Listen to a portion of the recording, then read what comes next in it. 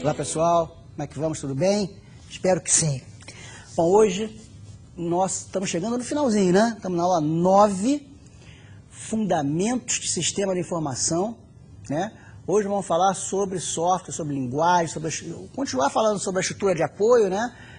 De construção, de elaboração da página, do site, enfim, do serviço que vai ser provido, né, na internet, comércio eletrônico ou outro. E vamos falar um pouco mais hoje, vamos detalhar um pouco mais hoje o que a gente já levantou, já explicitou na aula número 8, sobre essas linguagens de programação, certo? Sobre o software, vamos detalhar um pouco mais sobre o software. Então, vamos à nossa escalada da aula de hoje.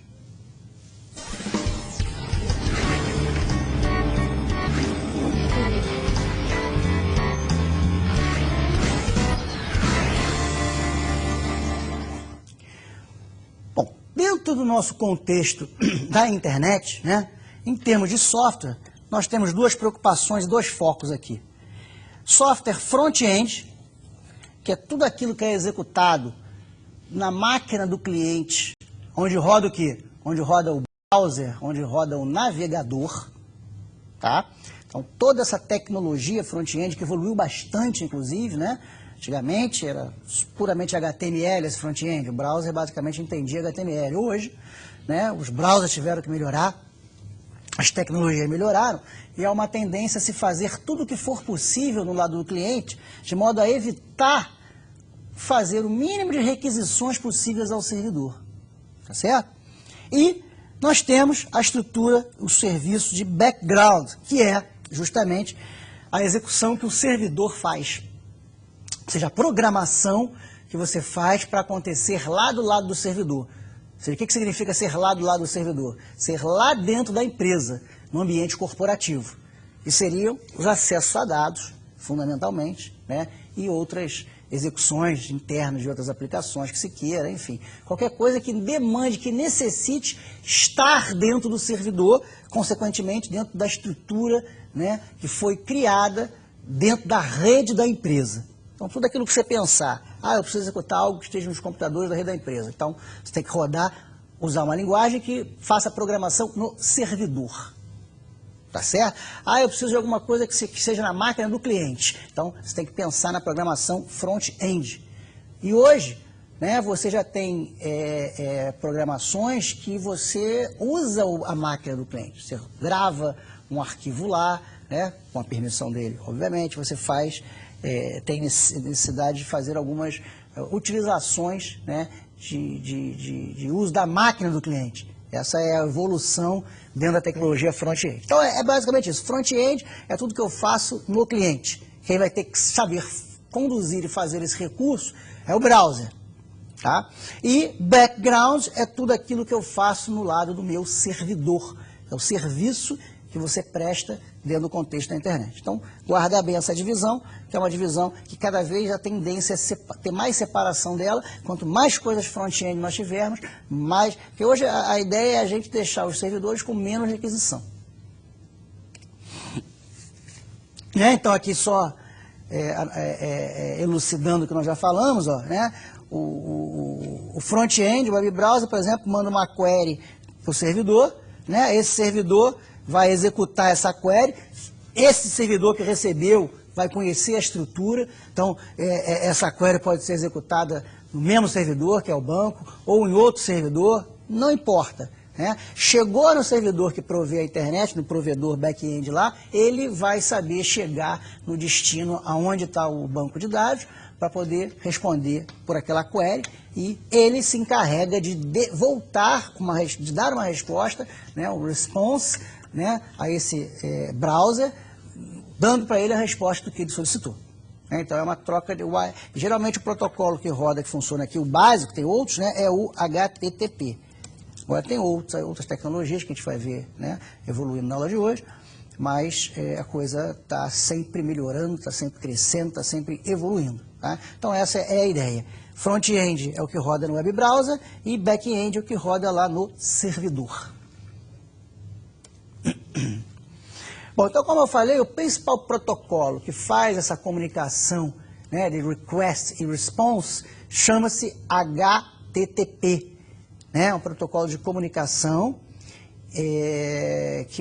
todo protocolo é de comunicação, tá certo? Todo protocolo, o TCP/IP é um protocolo da camada de transporte que leva o pacote. O HTTP é o protocolo que estabelece a comunicação entre o browser, o cliente, e o host do servidor. Então, essa comunicação é estabelecida, é feita uma requisição de serviço e é devolvida, né, essa resposta a essa requisição de serviço. Então, aqui o exemplo. http://stars.webaula.br. O que significa isso? HTTP significa que vai acontecer uma comunicação entre cliente e servidor dentro desse protocolo HTTP. Stars.webaula.br é o domínio e o subdomínio. Então, o domínio é webaula.br, dentro do webaula existe uma estrutura da Estácio. Certo? Então, então, este nome aqui vai ser convertido num endereço IP, né, que é um número IP, que é o IP que responde por esse serviço. Então, essa requisição vai chegar nesse endereço IP e ele vai tratar de resolver internamente nos vários servidores que compõem a estrutura dele. Tá certo? Então, o navegador envia uma requisição, que chama-se request, ao servidor, que responde. Tá certo? Ele vai responder. O navegador, então, vai apresentar essa resposta de acordo com o resultado. Se for em HTML, em HTML. Se for em XML, XML. Então, ele vai formatar o resultado que ele recebe de acordo com a camada de apresentação que o browser dele está tratado para resolver, que aquela aplicação escolheu para mostrar, né, o dado para o usuário. Então, vai repensando aquilo que eu falei na última aula, que é importante, quer dizer, a internet, ela deixa muito mais claro para a gente essa ideia de cliente-servidor, de desenvolver em camada, de separar, né, negócio, banco de dados, de apresentação, porque o browser é tipicamente uma ferramenta de apresentação. Tá? Então, o protocolo HTTP é extremamente importante para esse aspecto da comunicação. Então, está aqui mais um exemplo, né? Você tem aqui uma estação cliente que roda um browser, né? Aqui roda o browser. E aí você deu lá, http://server.com.br, qualquer coisa. Server.com.br vai ser convertido no IP, né? Esse IP lá qualquer. E aí vai chegar através da rede network, da internet, né? Que sabe, cada IP respondendo por cada domínio, sabe qual é essa máquina, vai fazer um get ou post, uma requisição de um acesso àquele servidor lá. Pode ser uma estrutura física de uma máquina, de 2 máquinas, ou de 3 máquinas, como está aqui, não importa, não importa. Só interessa a estrutura física dos servidores para a empresa. Para quem usa, tem que torcer para responder rápido. E esse servidor vai dar uma resposta, né? Pode ser uma string, um resultado, um XML, pode ser, né, de acordo com aquilo que foi pedido, com aquilo que foi solicitado. Então você, dentro dessa estrutura, pede qualquer coisa. Roda query, né? Usa o Ajax lá para trazer um pedaço da página dinâmica. O que você necessitar, você pode fazer uso por esse protocolo HTTP, né, que vai ao servidor e traz o que você quer. Muito bem. Então, na aula de hoje, nós vamos ver essas nuances, nós vamos ver as linguagens de programação que fazem esses serviços, tanto numa ponta do cliente, quanto na ponta do servidor, né? Quais são as tendências, quais são as vantagens, quais são as desvantagens e o que cada uma contribui com o que tem de melhor. Ok? Vamos agora direto ao nosso assunto.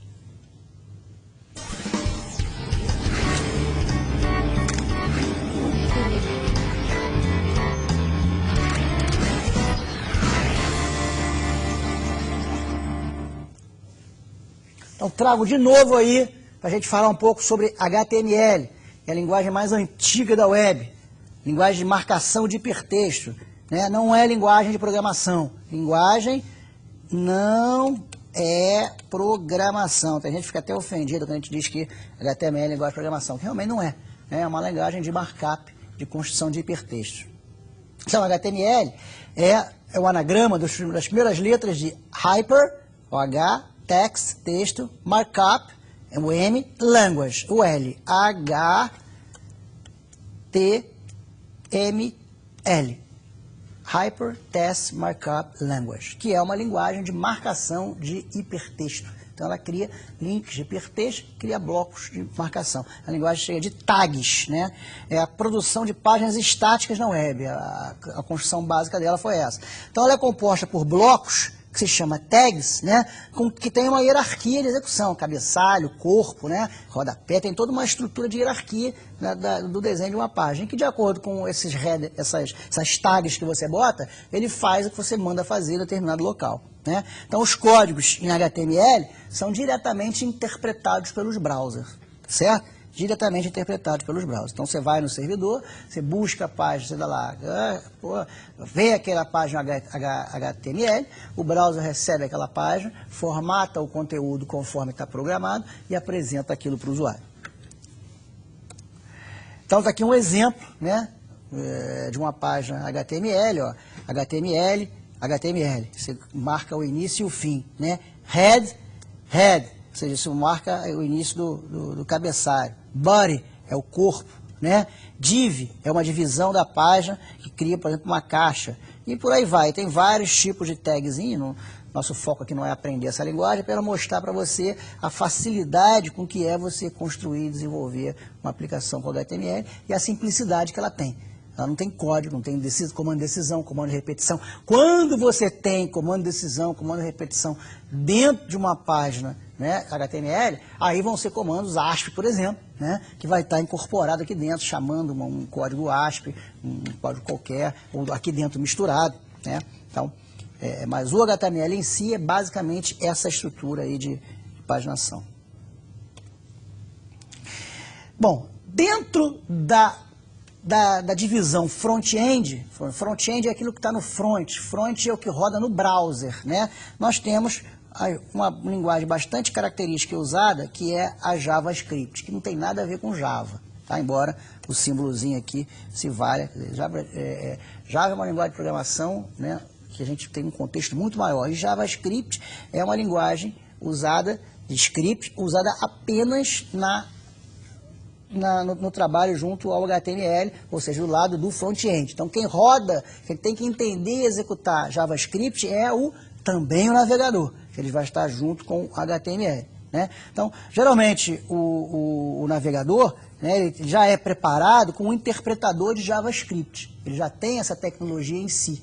Né? A melhoria dos browsers, as versões dos browsers, elas são em função de incorporar essas novas funcionalidades. Essa é uma delas, né? Interpretar códigos, comandos em JavaScript que vão estar misturados juntos lá no HTML. Né? Então é outra linguagem que se junta ao HTML, só que o ASP é para trabalhar do lado do servidor. O JavaScript é para responder a requisições de cliente. Né? É uma tecnologia baseada na orientação a objetos, né? Então ela traz os conceitos de classe, de herança, de polimorfismo, tá certo? De encapsulamento, faz todos esses conceitos de orientação a objetos. Você pode programar orientado a objeto 100%, tá? Não é Java, embora tenha o nome JavaScript, não é a mesma coisa que a linguagem Java, não tem as características, não tem a portabilidade, não tem nada disso. Uso, por exemplo, você vai fazer uma validação de formulários do lado do cliente, coisas que você não tenha que fazer acesso ao banco de dados. Tá certo? Campos que estão deixados em branco, campos que estão preenchidos erradamente. Mas o que você já pode criticar ali, antes de mandar, porque na hora que você manda, né, na hora que você dá um request com aqueles dados para uma página lá no servidor, o servidor responder se aqueles dados estão consistentes ou não, pode ser que na ida já vá campo obrigatório em branco, campo fechado, tipo masculino, feminino, com letra S, tá certo? Nem M, nem F, enfim.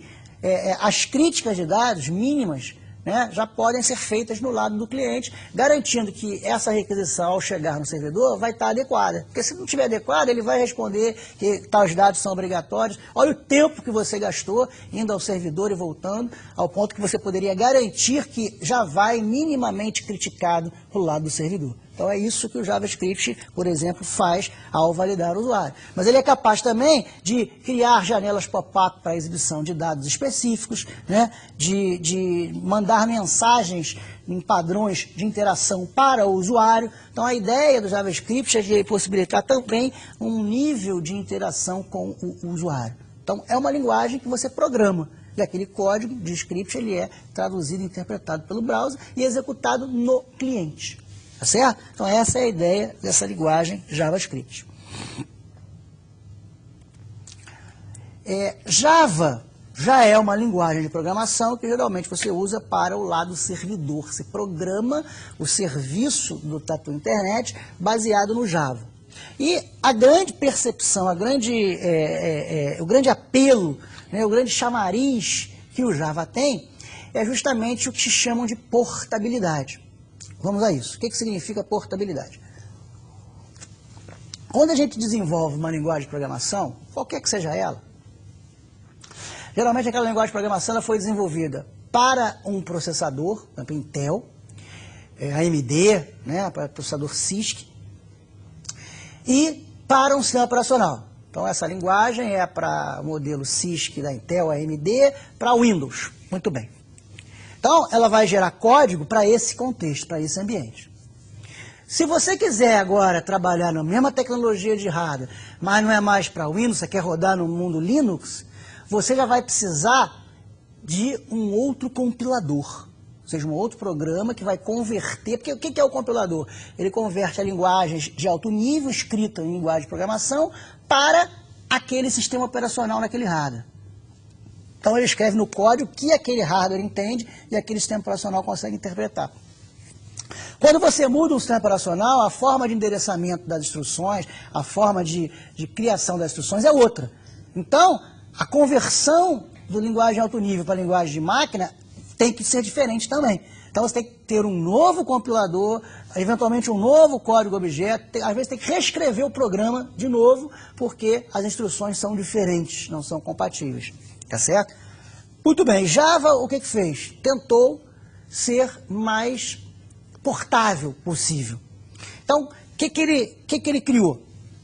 O compilador do Java, ao invés de criar o código-objeto de máquina direto para aquele hardware ou para aquele sistema operacional, ele cria o quê? Ele cria códigos intermediários que ele chama de bytecode. Então ele faz uma compilação básica, que faz algo que é comum a todo e qualquer hardware ou sistema operacional. Muito bem. E aí, quando você define que você vai usar o sistema operacional Windows dentro da plataforma CISC, aí ele cria uma JVM. O que é JVM? É Java Virtual Machine, que é uma linguagem virtual Java que simula aquele ambiente e, a partir daí sim, transforma esse bytecode numa linguagem que aquele processador e aquele sistema operacional conseguem compreender. Com isso, olha só o que você garante. Você garante que o teu compilador rode uma única vez. Então o seu código não mudou. O que você vai precisar ter é uma JVM para converter aquele bytecode no código específico daquele processador, daquele sistema operacional. É isso que Java faz. Com isso você tem a portabilidade. Ou seja, o teu código é escrito uma única vez. Claro, você tem que ter a Java Virtual Machine para cada hardware sistema operacional que você precisar converter. Mas o código, ele não é reescrito. Então, esta é a vantagem. É por isso que se diz que Java é uma linguagem portátil, né? Portável, né? No sentido de que você pode rodar aquele programa que você desenvolveu, aquele código-fonte que você rodou, você pode rodar ele em várias plataformas diferentes, bastando para isso ter a JVM específica para aquele processador operacional. Então, é o que eu escrevo aqui. Ó. O compilador Java não gera instruções específicas a uma plataforma. Gera um programa em um código intermediário, que é o tal do bytecode, denominado bytecode, que pode ser descrito como uma linguagem de máquina destinada a um processador virtual. Ou seja, é como se houvesse características comuns a todos esses processadores e sistemas operacionais. Ele é virtual porque ele não existe. Tá? É um código intermediário. Não existe fisicamente, você não roda o bytecode em lugar nenhum. Aí você define, vou rodar em Linux. Então tá, então me dá aqui esse bytecode, vou pegar aqui o meu Java Virtual Machine para Linux e agora sim vou transformar esse bytecode num código executável nessa minha Virtual Machine. Então, uma JVM, Java Virtual Machine, que é a linguagem virtual, para cada plataforma gere o código específico para aquele processador / sistema operacional. Então, aí sim, gera aquele código de máquina que vai rodar naquele ambiente perfeitamente. Se amanhã eu quero mudar, não tem problema nenhum. tem o mesmo código vai existir, ou seja, o mesmo bytecode, eu vou pegar aquele bytecode, vou comprar, vou adquirir uma nova virtual machine para aquele processador sistema operacional e vou transformar esse bytecode no código de máquina de acordo com essa JVM. Então, a JVM faz esse trabalho de conversão do bytecode naquele código específico para aquele processador. Então, essa é a grande portabilidade que Java traz para nós. Muito bem. Na medida em que a internet, né, começou a crescer, os programas de internet começaram a crescer, os códigos começaram a ficar confusos. É um pedaço escrito para ler browser, outro pedaço lá no servidor, né? Então, as coisas começaram a ficar um tanto quanto obscuras e difíceis de você, né, desenvolver. Ficou desestruturado aquela programação, né, para a internet. Ok. Então, a primeira coisa que começou a ser criada foram os chamados componentes middleware. Middle significa que estar no meio do caminho. Middle. E o ware, né, de tudo que é ware. Então, é a camada de software, middleware, definição de middleware. Camada de software que fornece o suporte às interações entre as diferentes partes das aplicações distribuídas, utilizando uma infraestrutura de computação e comunicação. Bom, vamos lá.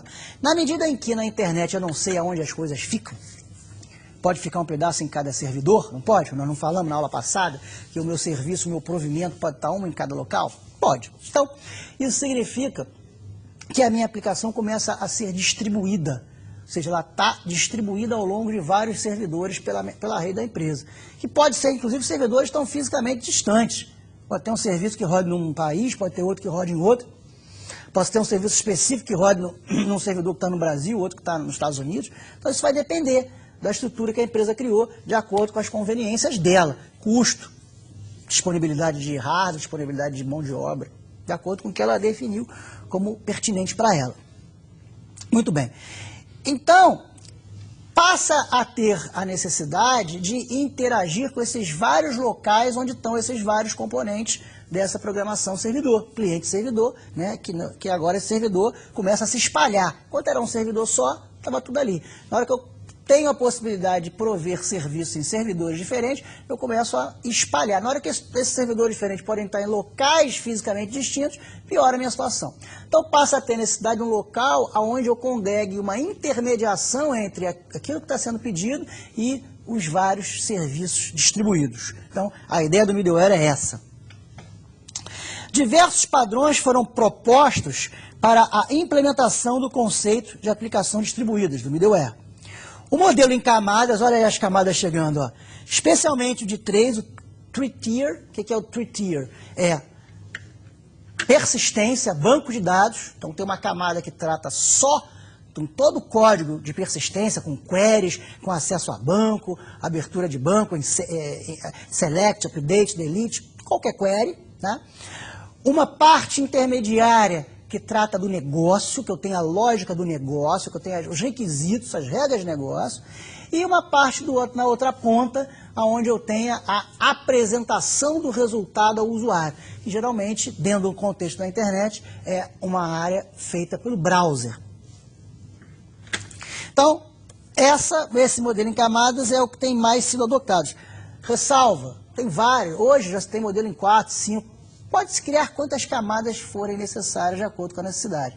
O importante é que você entenda a ideia de que esta divisão em camadas facilita a programação. Porque na hora que eu vou fazer uma alteração no código, eu vou alterar a forma como eu apresento, ou eu vou alterar a forma como eu armazeno, como eu retiro os dados, ou eu vou alterar a lógica do meu negócio. Então, eu tenho pontualmente locais onde eu posso vir a alterar. Então, a ideia do middleware é, eventualmente, estar facilitando esse trabalho em camadas. Porém, tal modelo tem limitações que o impedem de ir mais adiante. Qual é o modelo? Do middleware. A integração entre sistemas escritos em diferentes linguagens. Na hora que eu estou na internet, eu perdi o controle do que eu perdi o controle. Cada um pode programar, né, em linguagem diferente. Então, ontem comecei com uma, hoje Quer dizer, ontem e hoje, que eu digo, é 10 anos atrás, 5 anos atrás, hoje, né? Várias linguagens diferentes que podem e precisam ser integradas. Então, essa é a grande dificuldade de eu trabalhar com esse modelo em camadas, tá? Muito bem.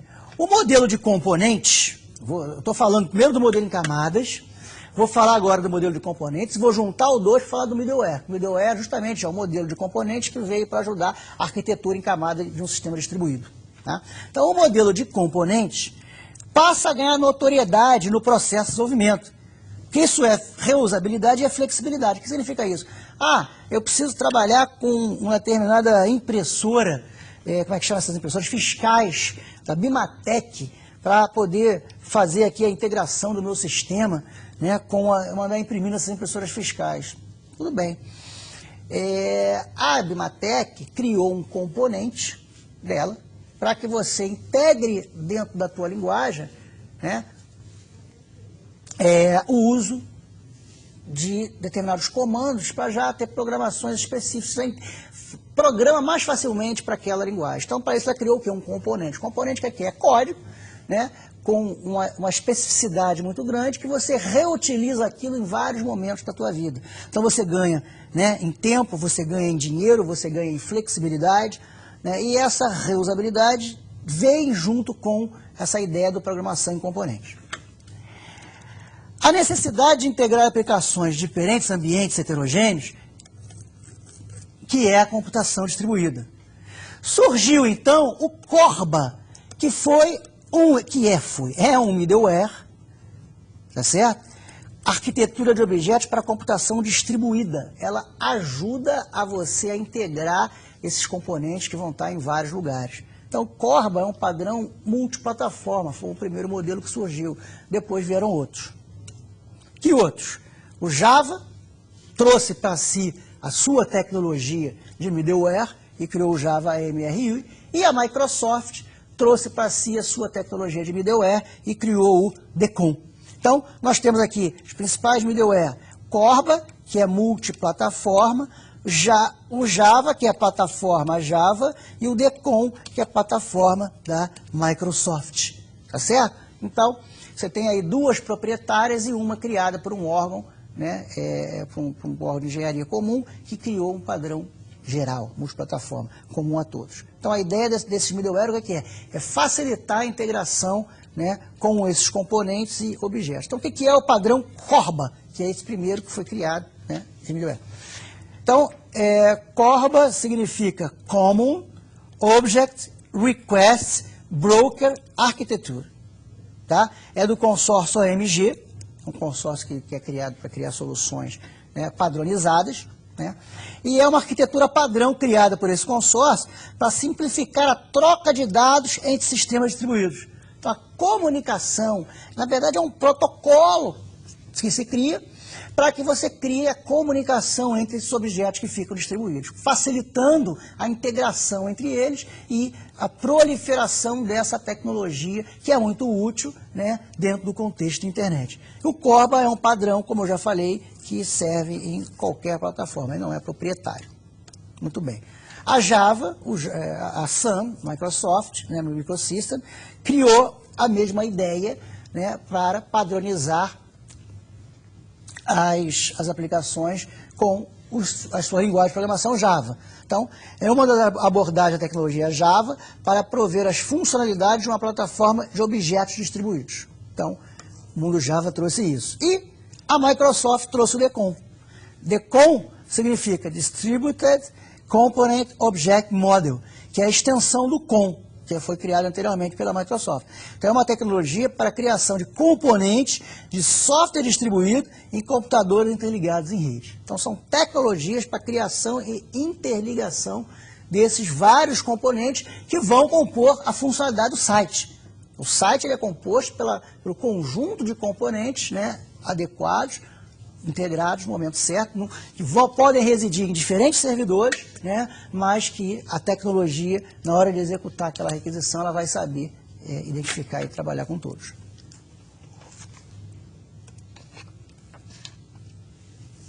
Vamos falar agora de Web Service, né, que também é uma arquitetura orientada a objeto, e também vem sendo vem sendo utilizada com bastante ênfase, né, no mundo de hoje.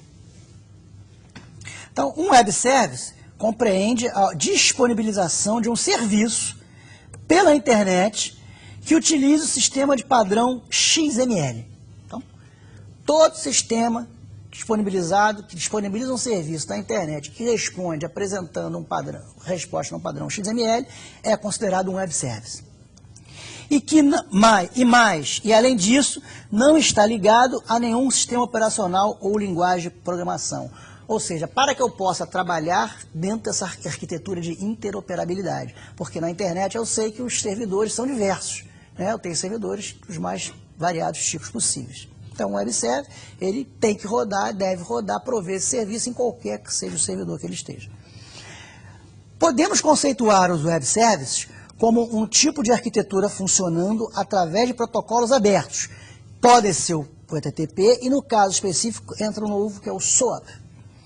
E respondendo requisições HTTPs vindas de qualquer ponto e plataforma conectada na internet. Então, de qualquer lugar você pode fazer essa requisição. O Web Service é a tecnologia ideal para a comunicação entre sistemas. Está sendo muito usado em aplicações de business to business, ou seja, entre empresas, entre parceiros, fornecedores, clientes, né? Aquele exemplo de aplicação que eu dei, que a gente consegue permitir que um fornecedor, né, do Walmart consiga acessar a sua base de dados e controlar o seu estoque lá da empresa fornecedora, né, e o próprio fornecedor entregar esse material no ponto de reposição necessário para que não haja perda e a falha no estoque.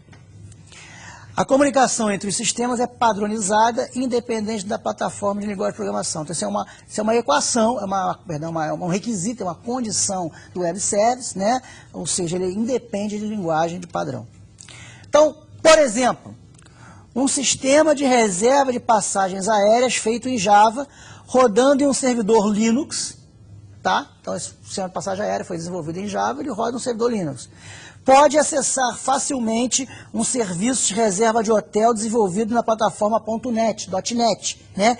E que roda um servidor Microsoft. .NET é servidor Microsoft. Então, ele está mostrando aí que eu posso integrar soluções já desenvolvidas anteriormente, fazendo com que uma aplicação possa usar um componente que está em outra, independente da linguagem que ela está. Então, aqui nesse caso, eu tenho o sistema de passagem aérea, que, por exemplo, faz, né, toda a venda da passagem, que está no Linux. E que, de repente, eu tenho outro serviço que faz reserva de hotel, que quer integrar para saber qual é a data dessa passagem, para reservar o hotel nesse período. Então, essa comunicação será possível através dessa tecnologia de web service, que faz com que a comunicação aconteça independente da plataforma. Então, quem vai comandar isso aí, o que é? É o protocolo HTTP e, no caso, o SOAP, né, que vai fazer o comando dessa comunicação entre esses dois servidores, nessas duas aplicações distintas aí.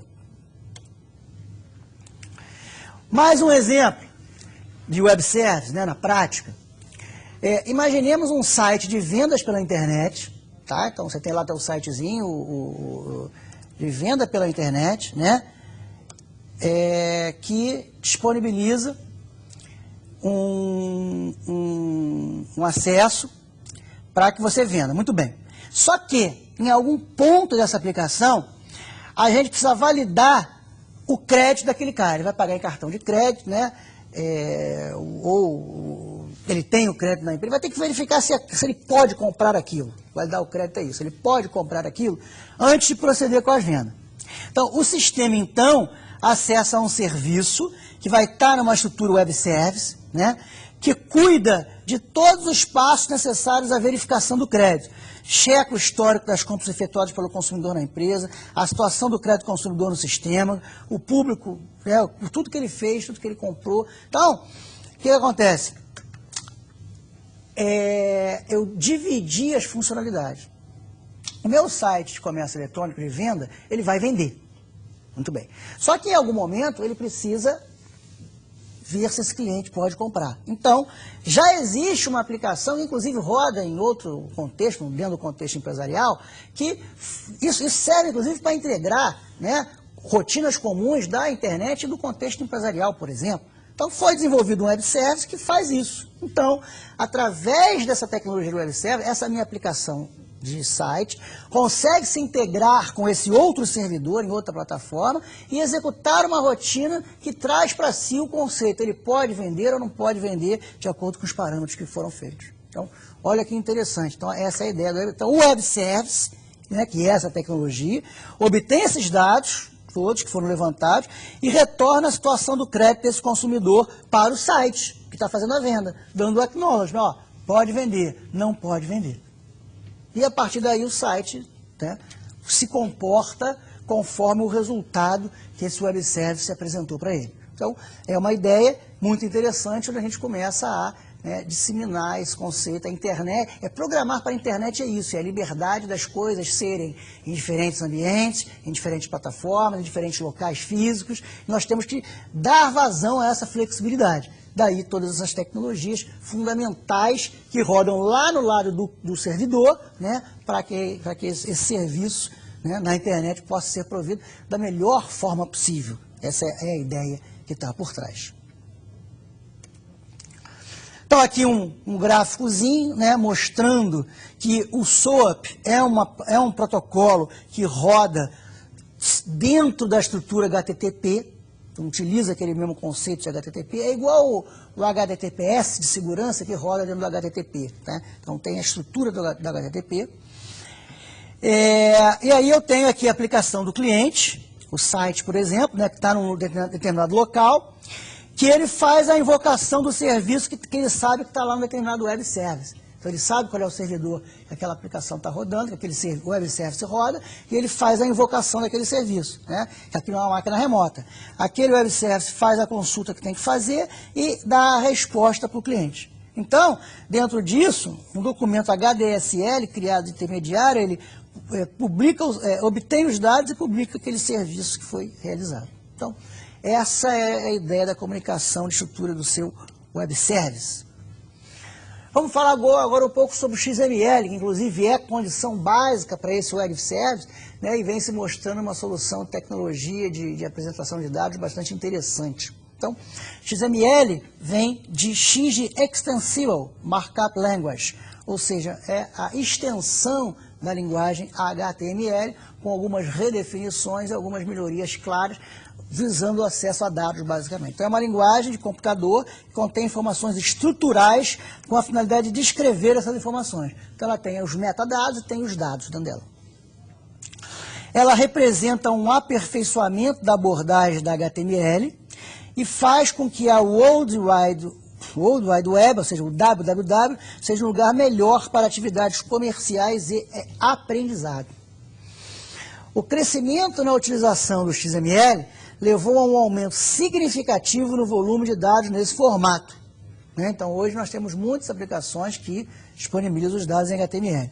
Um exemplo que ilustra essa nova demanda é a troca de dados entre dois sistemas de bancos de dados diferentes, usando documentos XML para o intercâmbio de dados. Então, você tem duas bases que precisam se comunicar, e tem algo em comum entre elas, que é o XML. Você cria uma estrutura dos dados que sejam comuns nas tabelas e consegue, né, fazer a comunicação entre essas bases através do XML, o que é uma coisa extremamente valorosa. Você nunca teve, em termos de computação, algo assim que pudesse integrar tecnologias diferentes. Né? Então, até isso a UML trouxe, né? A internet trouxe. Né? Então, um sistema X e um sistema Y, absolutamente distintos em termos de desenvolvimento, em termos de estrutura, e você usa aqui uma estrutura XML para fazer o intercâmbio, a permuta, né, a comunicação entre esses dados. Você quer migrar uma base Oracle para uma base MySQL, tá? Então, você pode fazer essa comunicação através da estrutura do XML, tá? O XML facilita esse tipo de coisa. Então, um exemplo aqui da obtenção de comandos, né, dentro da... percebe que a estrutura é a mesma, mas a vantagem que eu tenho aqui no UML é o seguinte, ó, eu tenho os dados aqui, o nome, ele dá qual é o nome, agente eletrônico, o cliente, que é o cliente, empresa fictícia, aí outro nome, controle de ponto, outro cliente, empresa inventada. Então você tem o metadado, que é o que é, e você tem o dado do lado. Como você cria uma forma padronizada para isso, você pode intercambiar, né, linguagens diferentes aí. Mas a ideia é a mesma do HTML. Ó. Você tem tags, onde você coloca formatação de dados ao longo dela. Tá certo?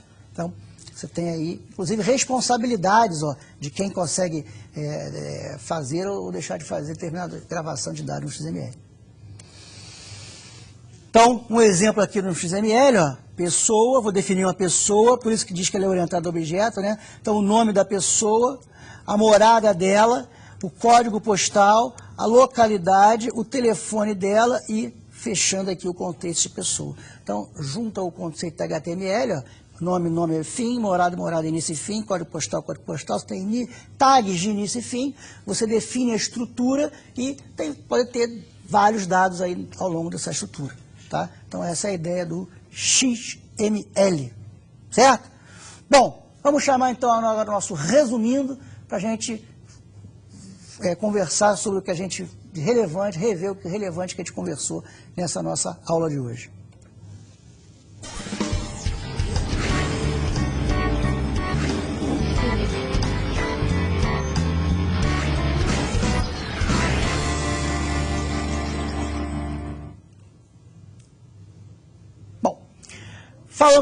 Começamos falando sobre diferenciando software front-end de software background. E cada vez mais, né, a gente está buscando fazer do lado do cliente, ou seja, no front-end, todo tipo de programação possível. Né? De maneira que a requisição para o background, ou seja, para o servidor, só aconteça com a crítica. Por exemplo, crítica de dados é muito comum. Nós temos exemplo em JavaScript, né, em que você pode já criticar os campos obrigatórios, os campos que você tem marcação específica, né, campos que não podem estar em branco, campos que, enfim, a críticas mínimas você já pode fazer, né, e já seguir os dados para o servidor sem ter essa crítica, vão ter que voltar para dizer, ó, você errou aqui. Então, a programação front-end é fundamental. E a programação background, que é o foco da aula, né, é aquilo que nós temos para programar para prestar o serviço, ou seja, o servidor, lá a linguagem do servidor. Então, nós falamos em protocolo HTTP, que basicamente é o protocolo que transporta, né, esse tipo de requisição. Nós falamos da HTML, que é a linguagem de marcação básica da internet. Inicialmente, inclusive as linguagens front-end, basicamente eram em HTML. Agora, os navegadores, além de interpretar código HTML, incorporam códigos de outra linguagem. JavaScript é um exemplo delas, né? ASP é outro exemplo delas. Então, o JavaScript aqui é o front-end. Background, nós falamos temos várias linguagens. Nós falamos hoje basicamente sobre Java, mostramos a estrutura de portabilidade dela. Mas na aula passada nós falamos de PHP também, né? Nós falamos de ASP também, que são linguagens bastante utilizadas no mercado para o desenvolvimento de tecnologias de aplicações de lógica de programação no servidor, né? Como, por exemplo, acesso a uma base de dados, trabalho com uma base de dados. Tá? E vimos que Java ganhou notoriedade, ganhou volume, substância, uso na internet em função da sua portabilidade. Porque ela, como os compiladores comuns, ao invés de escreverem código para aquele processador, para aquele sistema operacional, ela escreve um código comum, chamado bytecode. Depois, sim, quando eu defino a máquina que ele vai rodar, eu pego uma Java Virtual Machine, uma JVM, e passo o bytecode por aquela JVM. Esse JVM vai gerar o código específico para aquele ambiente. Então, com isso, eu, com o mesmo código fonte, levo o Java aonde eu quiser. Vimos da importância do middleware, né, que é uma plataforma para que a gente possa fazer a integração entre componentes dentro de uma estrutura distribuída que virou a internet hoje, né, independente da linguagem como funcione. Que junto com o web service forma a possibilidade da gente trabalhar em diversos servidores dentro do que é a internet.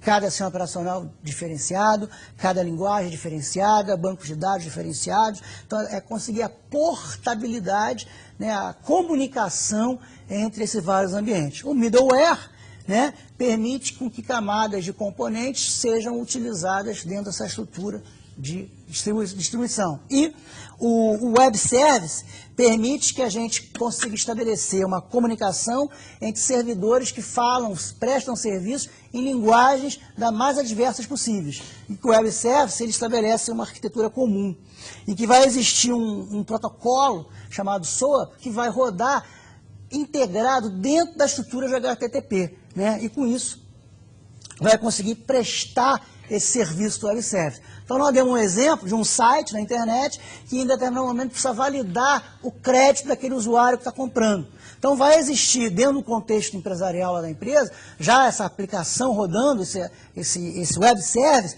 que verifica o histórico das compras, verifica o crédito desse cliente e vai retornar para a aplicação apenas o quê?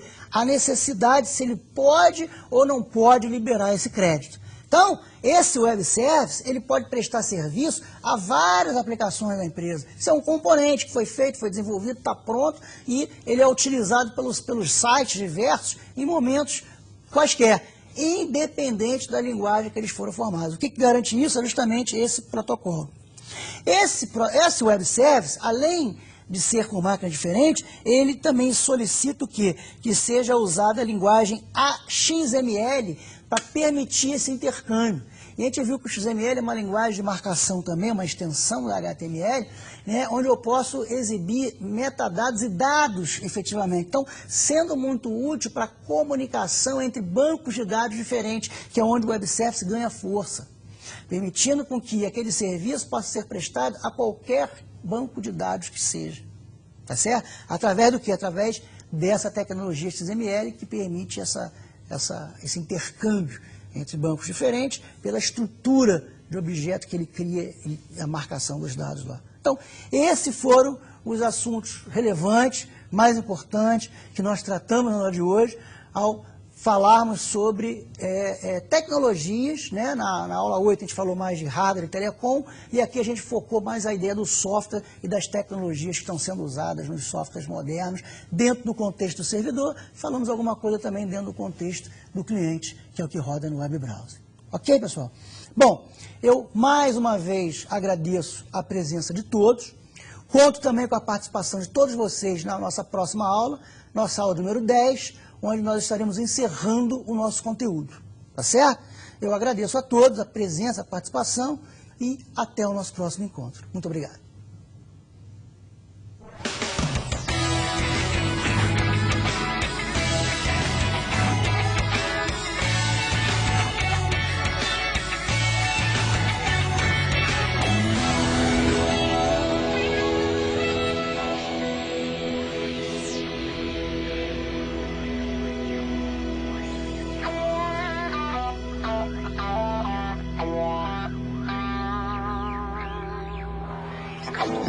Yeah.